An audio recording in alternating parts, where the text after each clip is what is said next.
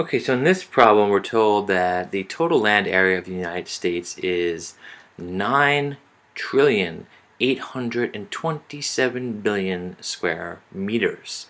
It's a large number, almost, right, almost 10 trillion. Alaska, however, is 1,718,000,000 square meters, and Texas is at 696,200,000,000 square meters. And just by estimating, we realize that if Alaska is almost 2 trillion and the United States is almost 10 trillion, Alaska alone is almost 1/5 of the total area of the United States. Which brings me to this map down here where we see how small Alaska is typically drawn. But if these estimates are accurate, and they're probably fairly accurate as I grabbed them offline, then this map can be nowhere near true because here Alaska is tiny, it's smaller than Texas.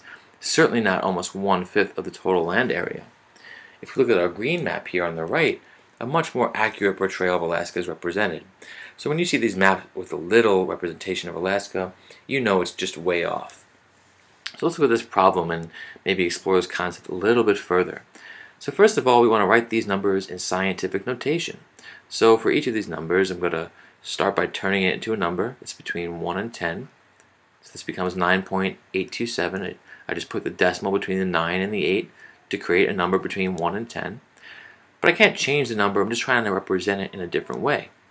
So what happens? Well, this becomes 9.827 times 10 to the 369/12. The idea being, if I made this number a lot smaller, right, I move the decimal 11 places to the left to put it between 9 and 8, I should balance that out by multiplying it by 10 to the 12th. So if I did multiply this number by 10 to the 12th, it would move the decimal back, and I would get my original number. So it's balanced.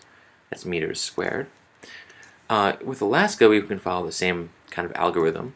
Instead of 1,718,000,000,000 square meters, we put a decimal between the 1 and the 7 to create 1.718, a number between 1 and 10. And since we moved our decimal 12 places to the left to put it between the 1 and 7, we should balance it out by moving it back, right, so that these two numbers are equivalent. Now, Texas has a similar kind of algorithm, although it'll be a power of 10 smaller. We'll get 6.962 times 10 to the 11th, right? One less power of 10. There, because we moved the decimal 3, 6, 9, 10, 11 places to put it between 6 and 9, so to balance it, we would have to move it 11 places back. So now we have our numbers in scientific notation. Next, we want to know what percent of the total land area in the United States is part of Alaska and Texas. So my technique for doing this would be to add up, right, the total land area of Texas and Alaska, and write that as a ratio out of the total land area. So I would use my graphing calculator, in parentheses 1.718. A quick way to enter in scientific notation is to use the EE button. So I hit second EE, and I get 1 E up there. That means times 10, and then I'm entering my next number, which is represented as a power. So this means 1.718 times 10 to the 12th. A little shorthand right there. Multiplied, added, we're adding up the total land areas of Texas and Alaska, added to 6.962 second E 11 times 10 to the 11th. If we add these two up, we get the total land area of those two states, 2.4142 times 10 to the 12th. So we get 2.4142 times 10, just to check, to the 12th. Okay. And that's out of the total land area, 9.827 times 10 to the 12th. And these are both in meters squared, but that unit will cancel out when we divide. We're trying to find out what this ratio is as a percent. So x out of 100, that's a percent. So 10 to the 12th over itself is 1, just as meters squared over meters squared is 1. And really the only division we need to do right here is to divide these two factors, 2.4142 divided by 9.827. So we get our calculator out, and we do 2.4142 divided by 9.827. We get 0.24 0.24567,00926. I'm going to estimate it to 0.24567. So we get 0.24567 equals x divided by 100. Right, I just rewrote this right here. So we want to know what x is, right? To solve for x here, instead of dividing by 100, we can multiply by 100 on both sides. And what this does is it gives me 24, right? 0.567, move that decimal twice to the right. When we multiply by 100, or 10 squared, equals x, right? Divided by 100, multiply by 100, that cancels out to 1. So x is our percent, because it's out of 100. That's what we wrote up here in our ratio. And this means that almost 25% of the total land area of the United States is made up from Alaska and Texas. Quite remarkable. Moving on, we have part C. We're told if 1 square kilometer equals 1 times 10 to the 6 square meters, convert the total land areas, so each of our land areas, to square kilometers. Okay, so what's the idea here? Well, I might need a little bit more room for this one. So let's talk a little bit about, whoa, wrong color. Let's talk a little bit about square meters and kilometers and the basic idea. Okay, so the basic idea is that if you have 1 kilometer, pick the right tool there, 1 kilometer, what you have is 1,000, right, meters. But if I take 1 square kilometer, what do I get? What happens? Well, if we look at the idea of a square kilometer, let's say this is a square kilometer. What that means is you have an area of land where each side is 1 kilometer. Oops, wrong tool. So this side would be 1 kilometer, and this side would be 1 kilometer. The total land area, if you multiply these two sides, would then be 1 kilometer squared. But if each kilometer is 1,000 meters, right? What does that mean about this total area of this square right here? Well, 1,000 times 1,000 is 1,000,000. And a meter times a meter, just like x times x, is a meter squared. So take a square kilometer and you get 1,000,000 square meters. Now in the problem we wrote 1 times 10 to the 6th square meters. That is 1,000,000, right, square meters, same number.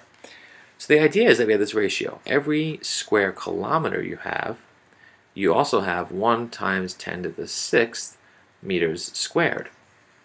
So in this problem, what are we looking for? Well, we're looking for the number of millions of meters squared. Because if we had one of them, I could say simply, oh, you have 1,000,000 meters squared, that's 1 kilometer squared. That's what we're trying to find in this problem. But if I gave you 2 times 10 to the 6 meters squared, if I doubled this number, that would be 2 square kilometers. If I had 3 of these numbers, I have 3 square kilometers, and so forth. So I'm trying to find out how many millions of square kilometers do we have. That'll tell you the number of square kilometers. So the key operation here is going to be division. I'm going to take, right, my total land areas and divide by 1 times 10 to the 6 meters squared. And that will give me the number of kilometers squared. That's one way to look at it. So let's get to do that. Let's give it a shot. So hide this now. All right. So essentially all we're doing is dividing each of these numbers by 1 times 10 to the 6th. And that will tell you how many square kilometers we have. So let's perform that operation. So first we have 9.827 times 10 to the 12th. That's our first number. So 9.827 times 10 to the 12th, right, meters squared, divided by 1.1 times 10 to the 6th meters squared. That'll tell us how many times do the 1,000,000 meters squared go into the total number that you have. So we know right away that this is going to be what? Well, if we use our law of exponents, 10 to the 12th divided by 10 to the 6th, that's just 10 to the 6th. And meters squared or meters squared cancels out. And anything divided by 1 is itself. So 9.827 divided by 1 is just 9.827. What does this number represent? This is the number of square kilometers. So the total land area of the United States is 9.827 times 10 to the 6 square kilometers. In the next one, we can take the total land area of Alaska, 1.718 times 10 to the 12th, right? Divided by 1.6. Why do I keep doing that? 1 times 10 to the 6th. I'm not going to write my meters squared units in because they're going to cancel out. And the same thing is going to happen because we're dividing by 1 again. So we get 1.718 times 10 to the 6th, right? And that's kilometers squared. Essentially, in both cases, right, what we end up getting is 6 powers of 10 less than whenever we started with. So in the first one we had 9.827 times 10 to the 12th. Now we have 9.827 times 10 to the 6th.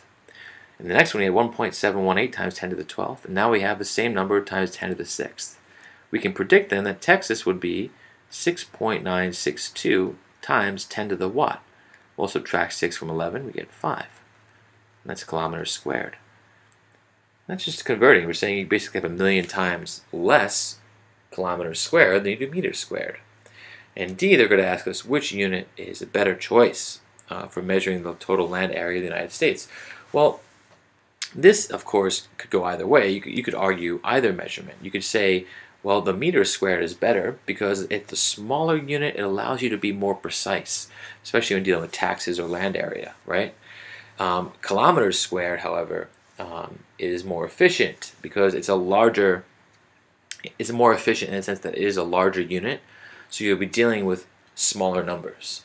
So depending on how you want to answer this, you can go either way. On most state tests, though, unfortunately, I find that there is no room for debate on this question. You probably would choose the larger unit. In other words, the unit that most closely measures or closely represents the size of the scale you're measuring. So if you're measuring a very large scale, you use a very large measurement. And kilometers squared represent a larger size than 1 meter squared, right? So it becomes a better measurement in that sense. But of course, you could argue the other way. And you could say that because the meter squared is a smaller unit, you can get a more precise total land area. Right? You imagine that you could use that to get that almost exact location. If you're using square inches, you can get an even more precise measurement. But that's a whole other discussion. All right, anyway, I hope this helped. Thanks.